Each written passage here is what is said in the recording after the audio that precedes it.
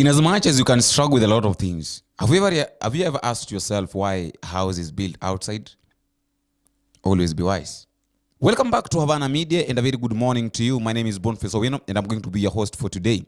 And now there is something that have just happened. In as much as we are sure, or we know very well, that Raila is on his way and has got high chances of becoming the next chairman of African Union, there are some of the people who are still doubting. There's some people outside here who have still given Raila a benefit of doubt, thinking, or maybe they have that thought of, or because Raila had failed from becoming the president of the Republic of Kenya almost 5 times. So they think that Raila Odinga will still fail to become the chairman of the African Union, being that is a higher position more than the presidency of the Republic of Kenya. Now, there is this guy by the name Steve MBOGO. Despite everybody, despite all the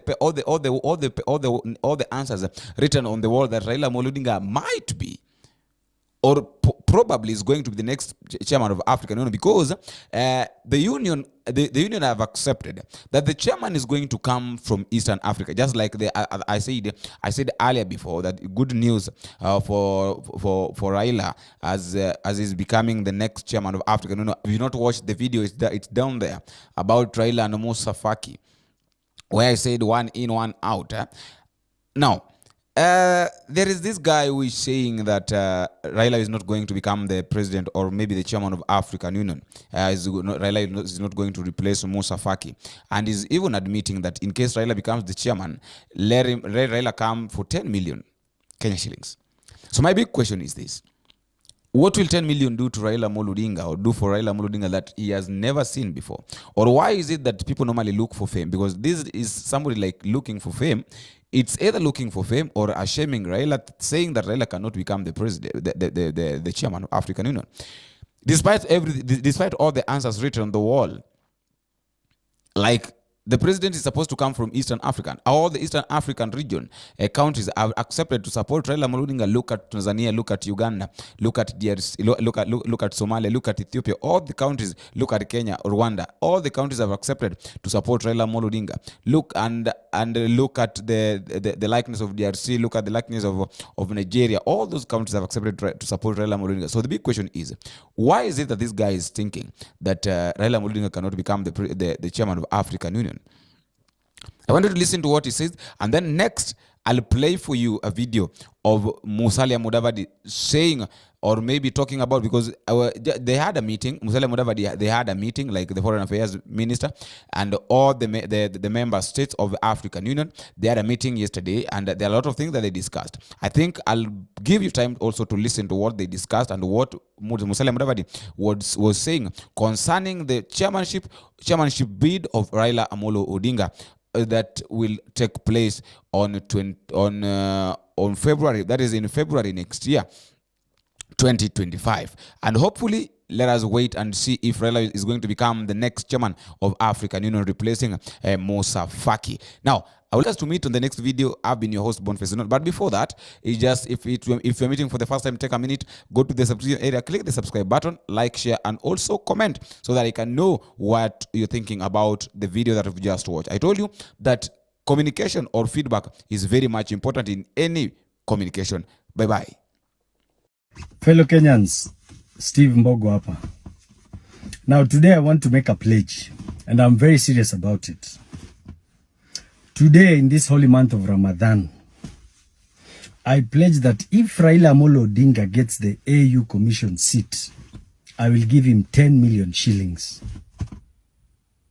I repeat, I pledge that if Raila Amolo Odinga clinches that seat, I will give him 10 million shillings. I know it's small money to him, but not to many Kenyans. I'm saying that because I am very sure, 100% sure, that Raila Odinga will not clinch that seat. You see, the biggest problem is that today, wajinga waliisha Kenya. And I'm saying this because of facts. Now, Baba Raila Amolo Odinga, the people around you, and the entire Kenya Kwanza brigade is lying to you. There's a wise man that said, when you see your enemies or your opponents rejoice or celebrate you, then you should understand that that is the beginning of the end of you. Now, when you go to facts, Baba, for you to clinch that seat, you need a minimum 2/3 of the total votes in Africa. Any person who's keen with African politics, you understand and you're fully aware that approximately 49 out of 54 African countries today are pro-Russia, pro-China. And all these countries are not going to support someone who comes from a country that is pro-West. For you to convince the Anglophones will be a bit easy. But when you talk of the southern part of Africa and the western part, the Francophones, who have fully retaliated from the West, believe me, they're not going to vote for you. Remember, they also have their own candidates. The South, they have their own candidates. East Africa, there are about 7 of them. So, Baba, these people are lying to you.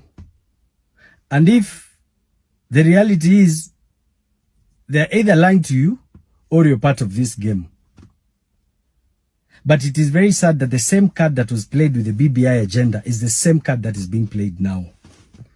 Baba, these people will keep you busy for the next 1 year. You'll be busy campaigning.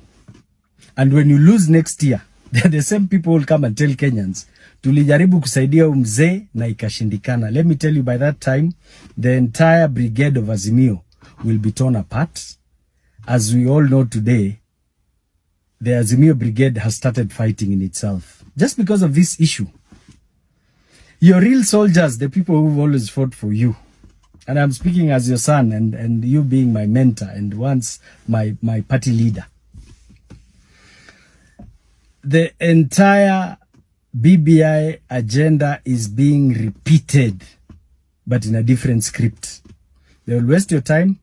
By the time they are done with you, you've lost ground, you've lost all your friends, you have to start afresh. By that time, you only have 1 or 2 years, we are back to elections. So, Baba, fungua macho. And for those people who surround Raila Odinga and you keep lying to him, shame on you. Otherwise, I have pledged, Baba akipata hiyo kiti, cash, tupewe account, ama tutaweka kwa M-Pesa yote 10 million. Habari ndio hiyo.